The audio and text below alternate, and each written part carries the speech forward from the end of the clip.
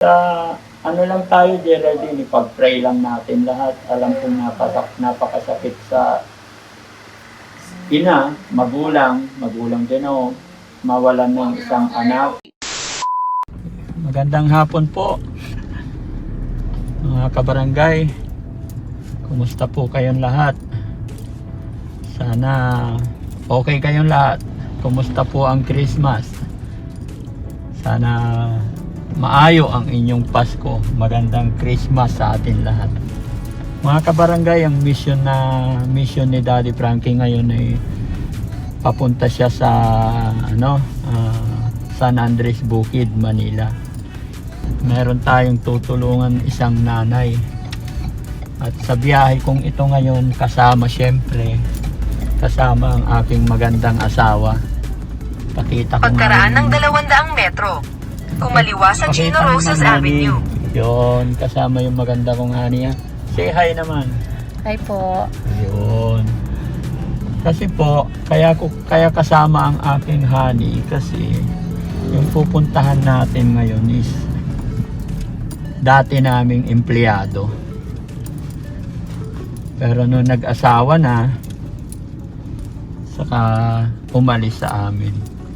Pero after a long time, eto, nag-message sa amin at kailangan niya ng tulong. Kaya samahan niyo ako, mga kabarangay. Kumaliwa sa Chino Roses Avenue.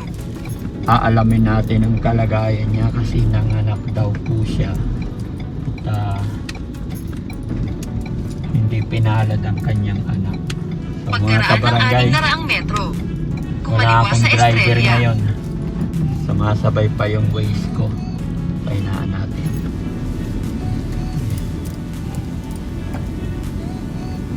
Nalaman natin kung ano ang pwede nating itulong sa nanay na yun. Alam nyo, mga kabarangay, mabait din yung batang yon, masipag. Siyempre, lahat tayo may kanya-kanyang hinahanap, may kanya-kanyang gustong tahakin. Kaya siya ay napahiwalay sa amin ng time na yun. Pero ngayon pupuntahan namin siya, kaya sumama ang aking asawa para kumustahin, alamin ang kanyang kalagayan. So tara, let's go, samahan niyo ako, mga kabarangay.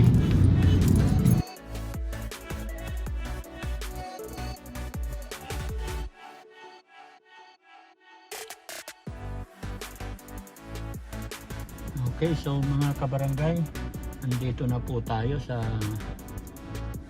bahay, sa harap mismo ng bahay ng ating pupuntahan. At papasukin natin nang malaman natin ang kalagayan ng nanay. So mga kabarangay, samahan niyo po ako. Tara. So mga kabarangay, nandito na po ako sa ating target, ating mission. Kumusta ka na, Geraldine? Pakilala ka sa mga kabarangay natin. Ako po si Geraldine Camila na humingi po ng tulong kay Daddy Frankie na naging empleyado po niya noong 2015. So Geraldine, pwede bang pakikwento mo sa akin anong nangyari sa iyo? Mga kabarangay, si Geraldine is dati naming empleyado. So nung nag-asawa na, yun, napalipat siya. Mabait na bata hanggang sa yun, eto, yung nagkaroon silang anak, nagka-problema na. Si Geraldine, kwento mo nga sa amin, simula nung pagbubuntis mo, anong nangyari? Kasi buntis po ako ng March. Oh. Tapos late na po kasi ako nakapagpa-check up. Bali, March ako nabuntis. Mga May na po ako nakapagpa-check up ng 3 months. So, nabuntis ka ng March, tapos May ka na nakapagpa-check up. Kasi hindi po akalain na buntis ako. Tapos, okay naman po yung yung unang check up, okay naman. Tapos, nag 6 months na po yung tiyan ko. nag-decide yung sa obligay na ipa-operasyon pa ng congenital, yung makikita ng lahat yung kalagayan nila sa tiyan ko. Tapos nung August 24 po, nagpa-check up po ako din sa TAF. Nagpa-congenital. Doon po namin nalaman na may encephalocele siya. Anong sakit niya? Encephalocele po. Oo. Sinabi po nung nag-ultrasound sa akin na may hindi magandang komplikasyon yung baby po. Meron siyang 6 months pa lang po kasi siya. Parang maliit na butas pa lang po yung nagwala sa kanya.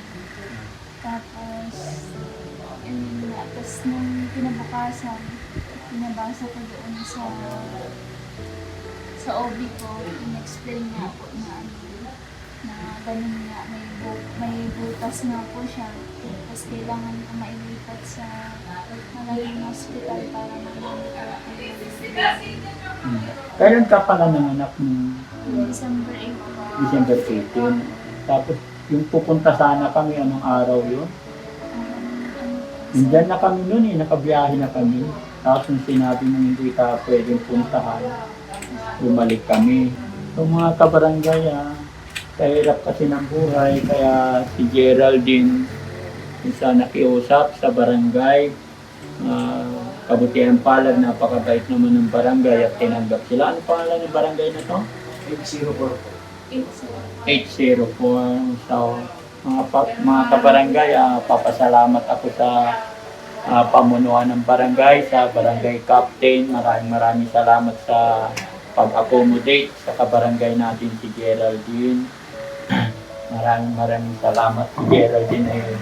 Wala rin siyang mga magulang dito, nasa probinsya. Hindi sila makakapunta rito. First baby niyo ba siya? Sorry, condolence talaga. So, first baby. Siya ba yung baby girl? Lalaki.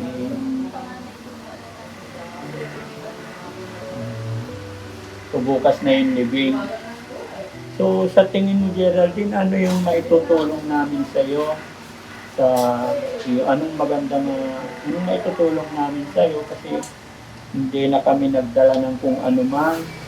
Kasi alam ko siyempre, pangailangan.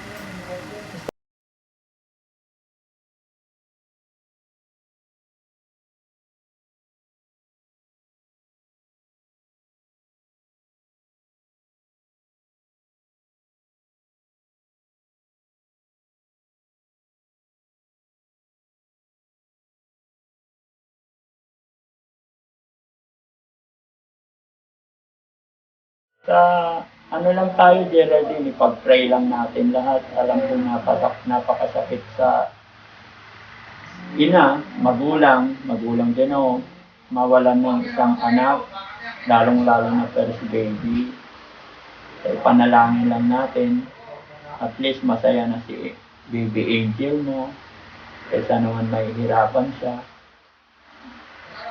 Sa tingin mo, Geraldine, anong may tutulong ni Daddy Frankie sa'yo? Ano bang pwede namin gawin para makagaan sa iyong kalooban? Ano bang pwede namin gawin? Hindi ka mahiyan, sabi ka, ano pa bang mga problema natin?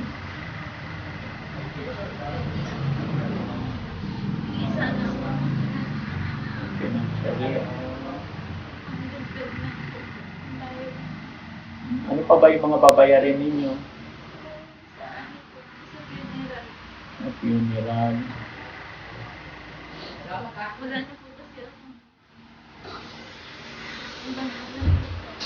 Wala ka na. Ganun talaga. Sa hirap ng buhay ngayon, lahat talaga naghihirap. Kaya ganito yung naisipan namin mag-asawa. Hanggat maaari, kahit paunti-unti, makagaan, tumutulong kami paunti-unti. Nung tumawag ka sa akin, talagang gumawa ako ng paraan. Pero gaya sinabi mo, hindi ka pala namin makausap. Tapos yung asawa mo, hindi Kaya actually, andyan na kami sa kalagitnaan. Biglang bumalik kami. Tapos yun, bukas na naman, Pangasinan na naman ako. Kasi ang daming customer. Yan po ako kasi na-store ko po Okay lang. So, mga magkano pa ba ang mga pangailangan niyo? May nalikom na ba kayo? Meron naman po kami bigay. Kasi sa kay baby kasi may kulang po po ng dati. Umabot po kasi ng 90. Sa funeral pero naka-advance na po sila. Nakakuha naman sa ano. So, sige, Geraldine, tanggapin mo tong konting maitutulong namin sa'yo. Sana, makatulong sa'yo sa makabawas sa bigat ng iyong dinaramdam. Tanggapin mo to. 1, 2, 3, 4, 5, 6, 7, 8, 9, 10. Ayan. Yung mga kabarangay, si Geraldine na dati kong empleyado, nanganak. Kaso hindi pinalad ang kanyang baby. Nanganak siya nung, anong petsa ka nanganak? December 18. Tapos namatay ang kanyang baby, December 25. So ayun, ililibing na bukas ang baby. Hindi namin siya pwedeng ipakita yung baby. Nag-iingat din si Daddy Frankie. So, sana magpatulong sa'yo. Maging maayos ang lahat. Laban lang tayo. No? At baka malay mo, may mas magandang plano si God para sa iyo. No? So, hindi ko rin alam kung anong aking sasabihin kasi talagang medyo nadudurog din ang puso ko pag ganitong mga sitwasyon, lalong-lalo na sa baby. Alam ko masakit sa iyong kalooban. So mga kabarangay, hanggang dito na lang po ang aking pagkikipag-usap kay Geraldine kasi si Geraldine cesarean din pala na pag-alaman namin na cesarean. Kaya eto siya, sinasabihan ko na huwag din siyang masyadong magpuyat, alagaan mo rin sarili mo kasi mahirap din pag ikaw naman ang magkakasakit, no? So, maraming salamat po. So, thank you ka na lang sa mga natin, Geraldine, mga subscriber natin. Sila yung dahilan kung bakit nagiging malakas din si Daddy. Okay.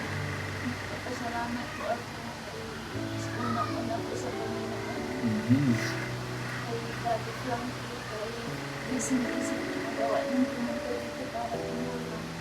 Sana, Lord, bless mo po ang family. Kawawa gustong gusto kitang damayan talaga. Pag-pray lang talaga natin lahat ng ito, pagsubok lang yan, di ba? Kaya mo yan, kaya nyo mag-asawa yan, laban lang. Kahit ako naiiyak siyempre, napakasakit talaga mga kabarangay mawalan ng isang anak, lalong-lalo na first baby. No? Kasi pag-pray lang natin, huwag tayong susuko. Lagi mo lang tatandaan, walang hinangad ang Panginoon na hindi maganda para sa atin. Lahat ng kanyang plano ay mabuti para sa atin. Nawala man ang angel sa'yo, mayroon siyang mas magandang plano. Kaya ganyan na nangyari. Pasalamatan lang natin. Kaya lagi mong tatandaan, hindi ka nag-iisa. Maraming nagmamahal sa'yo, maraming tutulong.